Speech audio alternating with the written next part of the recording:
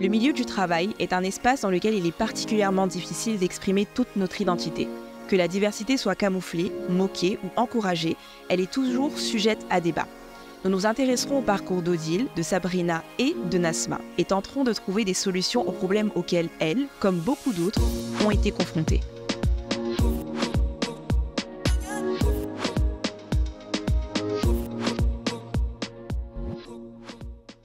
Quand on a un nouvel emploi, à chaque fois, on a cette question de est-ce que le premier jour ou le jour de l'entretien, j'arrive avec les cheveux naturels? Est-ce que j'arrive avec un afro?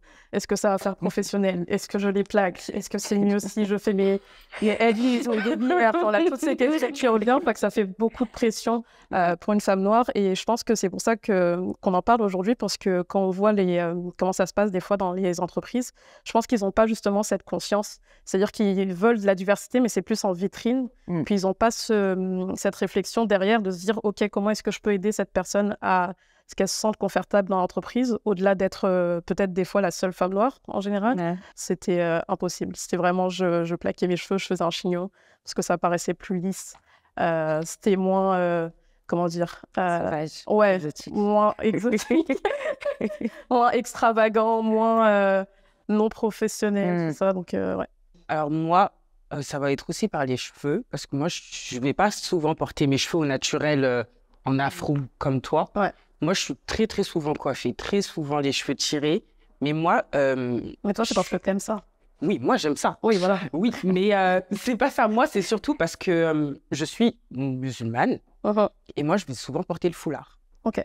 Et moi, les questions que je vais recevoir, ça va être souvent par rapport à ça. Je ne vais pas porter le voile, le hijab, mais je vais souvent avoir les cheveux attachés en foulard. Et ça, on dirait que ça dérange tout le monde. Parce que directement, je ne vais même pas forcément le porter pour des questions religieuses, mais en fait, même pas fou. Je ne peux pas me coiffer tous les jours. Tu vois, on va commencer par là, d'accord? On peut pas manipuler nos cheveux tous les jours. Je ne peux pas être coiffée tous les jours. J'ai que des tafs étudiants, j'ai jamais eu vraiment un vrai travail dans mon domaine. Donc, je travaille beaucoup avec des clients. Donc, les questions, c'est vraiment abominable.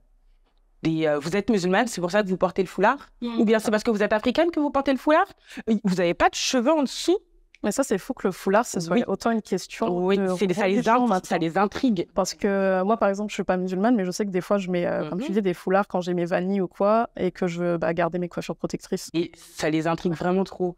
Et en fait, c'est tellement intrusif que, en fait, sans même le vouloir, c'est limite devenu un acte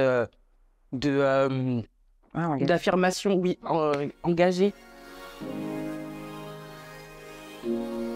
Pour parler de neurodiversité, où là, par contre, c'est pas visible. Ça se voit au bout d'un moment, parce que j'arrive pas à travailler comme d'autres personnes travaillent. Donc, je suis obligée de advocate for myself et de nommer ma neurodiversité pour avoir des aménagements ou juste pour qu'on comprenne pourquoi je travaille de cette manière et pas d'une autre. Et c'est vrai que moi, on me disait, oui, mais tout le monde a un peu un TDAH. Non, parce que... moi, j'en souffre et ça m'handicape dans ma vie de tous les jours et dans ma vie professionnelle, et pas vous, en fait. Et elle est là, la différence. Et je pense que il y a aussi tout ce travail. Donc, je pense que maintenant, ce que je ferais, c'est dès le début, en parler, demander les aménagements. Comme ça aussi, je sais, est-ce que c'est aussi une entreprise, en fait, qui a envie de m'accueillir? Parce que si on veut juste mon travail, mais qu'on ne veut pas m'aider à faire mon travail de la manière dont j'ai besoin qu'on le fasse, c'est que je ne suis pas à la bonne place, en fait. Ouais. Donc, t'as peur d'être perçue comme un quota? Parce que du coup, t'es noire, et en plus de ça... Mais après, personne n'y croit, ça, quand je dis que j'ai un TDAH. Ah ouais? Donc, genre, ils disent quoi? Que tu dis ça pour te faire un genre? Ouais, parce que, en fait, petit cours d'histoire, il y a un test, en fait, qui a été fait aux États-Unis, je crois que c'était dans les années 60-66, si je ne me trompe pas. En tout cas, c'était il y a longtemps. Mais bref, le TDAH, pour répondre aux critères, ça répond à des critères qu'on a définis en se basant sur des petits garçons ou des adolescents blancs de classe moyenne aux États-Unis. Donc, c'est quand même très étriqué. Et en fait, ce qui n'est pas pris en compte dans ces tests, c'est tout ce qui est l'aspect culturel, l'aspect de genre, l'aspect de classe, etc. Sauf que moi, je suis une femme, je suis noire d'origine africaine comorienne, je viens de classe populaire en France. Donc forcément, en fait, la manière dont ça se manifeste pour ces petits garçons, qui pas la sont même. ultra privilégiées, c'est pas la même pour moi. Et c'est vrai, en travaillant avec ma psy qui m'a diagnostiquée, on a vu en fait toutes les méthodes pour masquer que j'ai développées. Enfin, je sais pas pour vous, mais le code switching, moi, c'est un truc que je fais constamment et ça me fatigue. Je rentre chez moi le soir, je suis fatiguée de devoir traduire parce que avec vous, je vais pas parler de la même manière que je vais parler au travail. On essaie de alors que eux, ils parlent comme ça tout le temps. Genre leurs références, il y a des références qu'ils utilisent tout le temps. Moi, c'est pas le cas. Donc, je suis obligée de, par exemple, si je pense à un truc, je suis obligée de penser à une référence qu'ils vont connaître. Je suis obligée de rigoler à des blagues qui me font pas rire parce que c'est pas drôle. En tout cas, pour moi, je suis obligée d'utiliser des mots que j'utiliserais pas dans ma vie de tous les jours. Donc, ça demande quand même tout un exercice. C'est fatigant. C'est fatigant. Et c'est vrai que je pense même au-delà de la neurodiversité, mais quand on est des personnes qui viennent d'autre part, ou en tout cas qui ont d'autres cultures que celles dominantes, c'est un travail qui est fait sur nous, encore une fois. Ça, ils ne se rendent pas compte. Donc, quand ils pensent diversité, comme tu dis, c'est juste vitrine. C'est des personnes de couleur, des femmes, des personnes de la communauté LGBTQ, whatever. Mais l'effort que nous, ça nous demande pour qu'on nous mette en vitrine, ça, on s'en rend pas compte, en fait. On a la pression aussi de se dire, faut quand même que tu arrêtes, comme tu parlais du code switching. Mais oui, on doit rentrer dans le moule tout le temps. Mais le nombre de fois où je suis au travail, le nombre de fois où j'ai voulu dire wesh. Le nombre de fois où j'ai juste voulu dire, on me dit un truc, je dis wesh, non. Ou je sais pas, encore pire, ma gueule, non. Et je sais, je suis obligée, je me dis, ok, Nasma, tu peux pas dire wesh, donc tu vas dire ah. Ou tu vas dire ah ouais, si, bien vu. Non, tu vas dire top. C'est tellement subtil, contrairement à. Même des fois, non. Hein. Non, mais dans le sens où c'est pas une insulte comme verbale, tu vois. Ouais. C'est vraiment c'est déguisé. C'est déguisé, voilà. Je trouve ça subtil. Et du coup, des fois, t'es comme ah, est-ce que je devrais réagir? Ah, est-ce que juste. Tu souris et puis tu passes à autre chose, ou est-ce que tu l'attaques? Je sais que moi, par exemple, les micro-agressions, je sais que ça dépend des situations. Comme des fois, tu es fatigué, tu es comme ouais, c'est du sous. Ou sinon, ce que j'aime bien faire aussi, c'est mettre la personne mal à l'aise. Si tu me mets mal à l'aise, je te mets mal à l'aise. Mais quand tu viens d'arriver dans une entreprise, tu es comme. C'est ça. Tu souris et puis tu dis bon, c'est le début. Tu vas pas être la meuf chiante. Moi, je suis ça. Moi, je suis ça. Et moi, ça me dérange vraiment pas de l'être, en fait. Parce qu'en fait, au bout d'un moment, j'en ai marre de juste me taire et puis juste acquiescer et puis juste faire « Oh, c'est une blague, donc c'est pas grave. » T'as jamais de répercussions? Non, on va me dire quoi? Non, je sais pas. Après, moi aussi, je suis pas encore dans le monde du travail. Je suis encore à l'école. C'est pour ça aussi que j'ai un sale caractère déjà. Ça, c'est un. Et mais en fait, c'est vraiment, mais c'est à cause de ce genre de choses que en fait, c'est vraiment un mécanisme de défense, tu vois.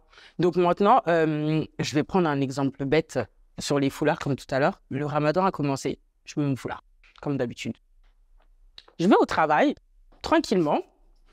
Oh, t'as changé? Oui. Ah, mais moi, je préfère l'autre coiffure. Ok. Ah, pas moi. Ah, ouais. Ah. Ça me dérange même pas d'être le stéréotype limite, parce qu'au moins là, tu vas me respecter et tu vas pas te permettre de me faire des micro-agressions comme tu me le fais tout le temps. Tu vois? Moi, c'est devenu mon mécanisme de défense. Et j'ai que 22 ans et je suis même pas encore rentré dans le monde du travail.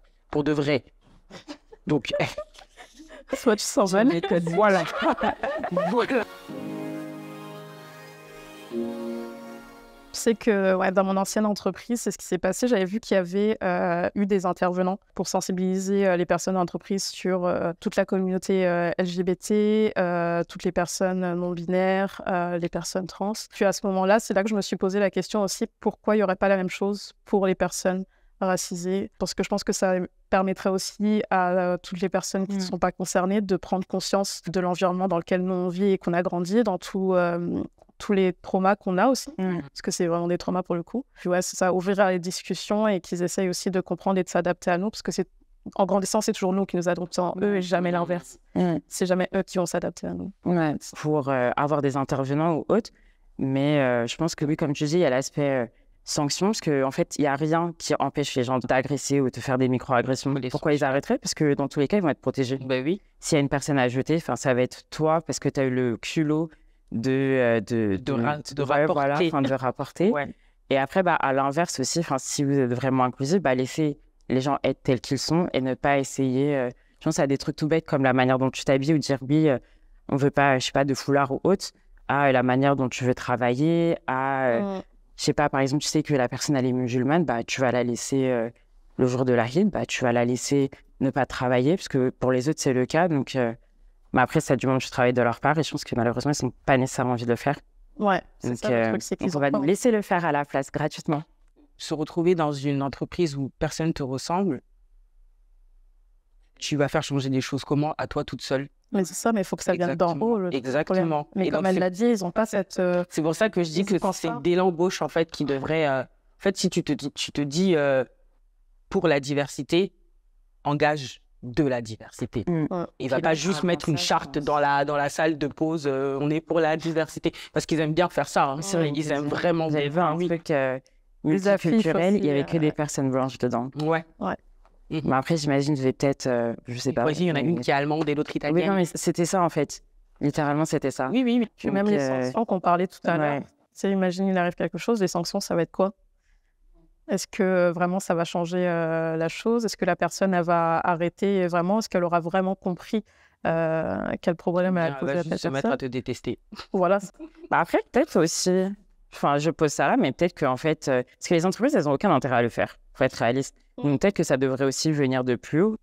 mais ça vient de plus haut, de toute façon, c'est sûr, pour que ça bouge, faut que ça... Ouais, voilà. Mais le racisme est trop systémique, il est trop entré en fait dans tout. Et du coup, c'est tellement difficile de le... Il est tellement ancré. Ouais. Que... Même prouver, c'est compliqué, tu vois. La seule façon que je verrais que les choses pourraient changer, c'est qu'il y ait plus de personnes racisées qui seraient en haut de l'échelle, on va dire, en haut de certaines entreprises. Mais sinon, je vois pas comment... Si, admettons, on est dans un organisme où tous les dirigeants sont des personnes... des hommes blancs. Voilà, des hommes blancs. Je vois pas comment... Avec une femme blanche, attention. De eux-mêmes, je vois pas comment de eux-mêmes, ils vont avoir cette réflexion et cette ouverture d'esprit de se dire « Ok, il faut qu'on fasse quelque chose ».